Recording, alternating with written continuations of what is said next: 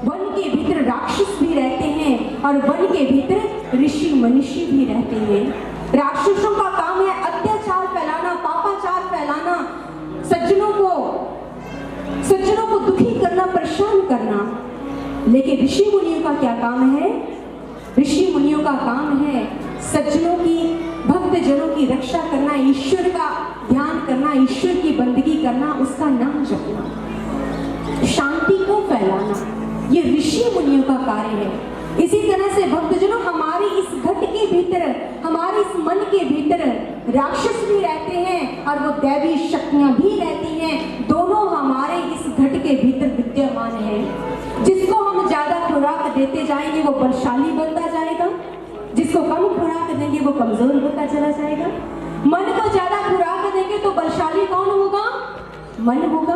आत्मा को खुराक देंगे तो बलशाली कौन होगा? आत्मा होगी। आत्मा की खुराक क्या है? प्रभु का भजन, बंदगी, सुमिरन, ये आत्मा की खुराक है। सत्संग सुनना, सेवा करनी, ये आत्मा की खुराक है। मन की खुराक क्या है? संसार के मनोरंजन के अंदर लीन रहना, माया के अंदर लीन रहना, विषय भोगों के अंदर लीन रहना, ये हमारे मन की खुराक है। और मन को खुराक देंगे तो काम, क्रोध, लोभ, मोह, अहंकार, ये हमारे घट के भीतर बढ़ते ही चले जाएंगे, बढ़ते ही चले जाएंगे और कभी भी जीवन के अंदर शांति की प्राप्ति हमें नहीं होगी। भक्तजनों, हमारी ये भारत भूमि ये भोग भूमि नहीं है। हमारी ये भारत भूमि भोग भूमि नहीं है, ये ऋषियों मनुष्यों की भूमि है। ये भारत भूमि तपस्वियों की भूमि है, ये मनोरंजन करने वालों की भूमि नहीं है।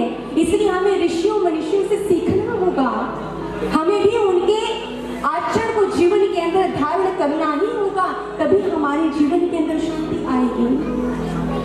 जिस समय सरकार ने देखा कि समाज के अंदर अश्लीलता बढ़ती चली जा रही है, बढ़ती चली जा रही है, तो इस अश्लीलता के ऊपर उन्होंने बैन लगा दिया। जैसे ही सरकार ने इस अश्लीलता, इन चलचित्रों पर बैन लगाया, तो हमारे ही भारत के देश में से एक समूह खड़ा हुआ और जानते उस समूह ने क्या कहा? उस समूह ने सरकार के आगे आग्रह किया कि हमें अश्लील चलचित्रों को देखने की लत लग चुकी है, इसलिए आप पुनः इस बैन को हटा दीजिए। हम इन अश्लील चलचित्रों को देखे बिना रह नहीं सकते हैं। सरकार को मजबूरन उन अश्लील चित्रों के ऊपर जो बैन लगा था, उन्हें वो बैन हटाना पड़ा। ये हालत हो चुकी है हमारे इस भारत देश की। क्या यही हमारे ऋषियों मनुष्यों ने हमें सिखाया था? नहीं भक्तजनों, हम क्यों इस तरफ बढ़ते चले जा रहे हैं? क्योंकि हम अपनी संस्कृति से आज दूर हो चुके हैं, क्योंकि हम आज अपने सनातन धर्म से च्युत हो चुके हैं, दूर हो चुके हैं। हमें पुनः अपने सनातन धर्म के साथ जुड़ना होगा, तभी हमारे भारत के भीतर पुनः फिर से वैसा ही उजाला होगा, वैसी ही रोशनी होगी जैसे उस समय। लेकिन बात यह है, उस सनातन धर्म के साथ हम जुड़ कैसे सकते हैं? हमें तो धर्म का ही पता नहीं है। धर्म है क्या?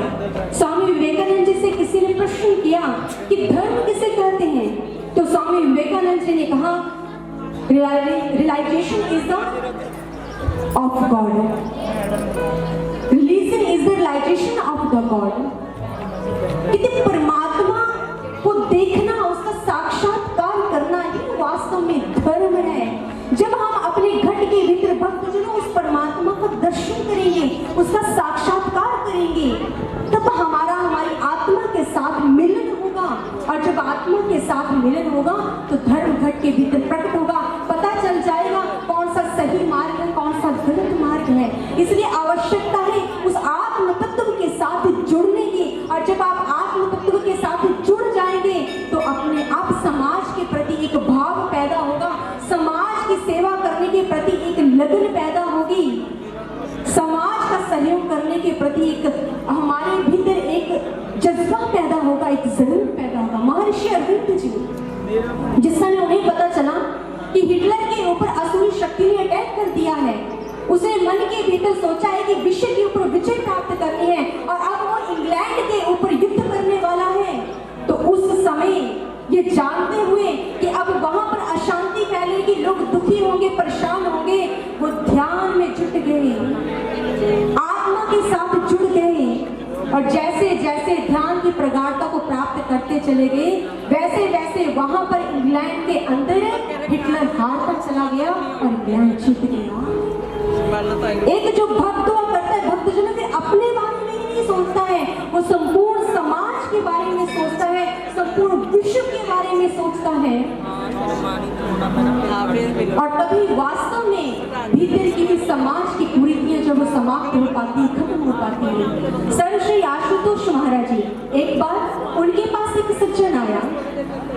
जिस समय वो सज्जन गुरु महाराज जी के चरण कमलों के अंदर पहुंचे तो कहने लगे, महाराज जी मैं बहुत दुखी हूँ, इस समाज का कभी सुधार हो ही नहीं सकता है, ये समाज का कभी परिवर्तित हो ही नहीं सकता है। क्योंकि उस समय निर्भया केस अभी हुआ ही था। वो कहने लगा, मैं सोशल ऑर्गेनाइजेशन का एक अध्यक्ष हूँ और जिस समय ऐसा केस हुआ तो मैंने एक मीटिंग बुलाई, उसमें बहुत सारे सदस्य आए। जिस समय मैंने उस केस के बारे में सुना तो मुझे इतना दुख हुआ महाराज श्री, कि मैं उस सभा के अंदर खड़ा हुआ और जितने भी वहां पर लोग खड़े थे, मैंने उनके सामने खड़े होकर एक जलती हुई कैंडल को तोड़ दिया और कहा, जिस तरह से ये कैंडल बुझ गई है और इसकी गर्दन नीचे झुक गई है, ठीक ऐसा ही हमने आज उस बच्ची के साथ किया है। और फिर उसी समय मैंने हाथ से क्रॉस बनाते हुए ये बात कही कि इस समाज का सुधार इम्पॉसिबल नहीं, नेक्स्ट इम्पॉसिबल है। इस समाज का सुधार कभी हो ही नहीं सकता है जब तक हमारे इस देश के अंदर, हमारे समाज के अंदर ऐसे लोग रहेंगे, जब तक ऐसी पाशुद्धता मानव के अंदर रहेगी, हमारा समाज कभी सुधर ही नहीं सकता। गुरु महाराज जी गंभीर हो गए, सर श्री आशुतोष महाराज जी गंभीर हो गए और गंभीर होकर कहने लगे, नहीं, समाज का सुधार हो सकता है और समाज का सुधार होगा ही होगा। कि तुमने वह कबीर जी की वाणी नहीं सुनी है जिसमें उन्होंने ये बात कही है कि यदि खांड और रेत को मिला दिया जाए और हाथी को कहा जाए कि इसमें से खांड को अलग कर और रेत को अलग कर, तो क्या हाथी कर पाएगा? तो कहने लगा, नहीं महाराज श्री कहने लगे, यदि यही कार्य एक चींटी आरती करती है, दोनों हाथों को आरती के ऊपर से घुमाते और हाथ कहाँ ले जाते हैं? मस्तक पर लेकर जाते हैं। क्या इंगित किया जा रहा है? महापुरुष समझा रहे हैं, जिस ज्योति को तू मानव बाहर देख रहा है, ये भरको ज्योति तेरे इस स्थान पर विद्यमान है। जब पूर्ण संत तेरे जीवन के अंदर आएगा, ज्ञान दीक्षा के समय ही तेरे घट के भीतर उस भरको ज्योति का तुझे दीदार करवा देगा। प्रभु समझा रहे हैं, मेरे वास्तविक स्वरूप को तुझे दिखला देगा और जैसे जैसे तू मेरे उस भरको स्वरूप का दीदार करता जाएगा, वैसे वैसे तेरे भीतर के विकार, तेरा अंधकार, तेरे बुरे संस्कार समाप्त होते चले जाएंगे और तू मुझ में विलीन होता चला जाएगा, मुझ में मिलता चला जाएगा। और आज सर श्री आशुतोष महाराज जी उसी ब्रह्म ज्ञान को प्रदान कर हर इकाई के जीवन को परिवर्तित करते जा रहे हैं। उदाहरण है दिल्ली की तिहाड़ जेल, जहाँ पर बहुत सारे कैदी रहते थे, लेकिन गुरु महाराज जी ने वहां पर पहुंचकर उन कैदियों को ब्रह्म ज्ञान प्रदान किया। और जब उन कैदियों ने वो ब्रह्म ज्ञान प्राप्त किया भक्तजनों, तो उनके जीवन के अंदर एक परिवर्तन आया, एक चेंज आया। वही कैदी जो ज्ञान लेने से पहले ये बात कहते थे कि यदि हम इसे जेल से बाहर छोड़ा जाए तो जाकर हम उन लोगों को गाजर मूली की तरह काट डालेंगे जिनके द्वारा हम इस जेल के अंदर आए हैं। लेकिन जिस समय गुरु महाराज जी की कृपा से ज्ञान मिला तो उन लोगों की ये विचारधारा बन गई। हम जाकर उन लोगों का धन्यवाद करेंगे जिनके माध्यम से हम इस कारागार के अंदर आए हैं, क्योंकि इस कारागार के अंदर आकर हमें पता चला जीवन किस लिए मिला है, जीवन का उद्देश्य क्या है, समाज के अंदर आकर हमने एक समाज सुधार के लिए क्या करना है। और वह कैदी सुधर कर आज इस समाज को सुधार रहे हैं, समाज को सही दिशा दिखा रहे हैं। गुरु महाराज के चरणों में आकर के उनके जीवन परिवर्तित हो गया, उनका जीवन बदल गया। इसलिए भक्तजनों, आज हमें भी आवश्यकता है उसी ब्रह्म ज्ञान की। और आज कितने ही ऐसे सेनानी हैं, हजारों ही लाखों की तादाद में ऐसे युवा भाई हैं, ऐसे युवा नारियां हैं जो इस ब्रह्म ज्ञान का आधार बनाकर आगे बढ़ती चली जा रही हैं, बढ़ती चली जा रही हैं और समाज को सही राह दिखला रही हैं। समय बहुत ज़्यादा हो चुका है। समय को मद्देनजर रखते हुए मैं यहीं पर अपने विचारों को विराम दूंगी। आशा करती हूँ जिन विचारों को आपने श्रवण किया है, आप इन विचारों को अपने जीवन के अंदर धारण करेंगे, उस ब्रह्म ज्योति के साथ जुड़कर अपने मन को प्रकाशमय बनाकर सनातन धर्म के साथ जुड़ करके समाज के लिए कार्य करने के लिए अपना सहयोग देंगे, समाज के लिए सेवा करने में अपना सहयोग देंगे। सो बोलिए श्यामल रामचंद्र भगवान की जय, बोलिए श्यामल रामचंद्र भगवान की जय, श्री कृष्ण बलदेव की जय, जय श्री राम, जय जय श्री राम, जय श्री राम, जय श्री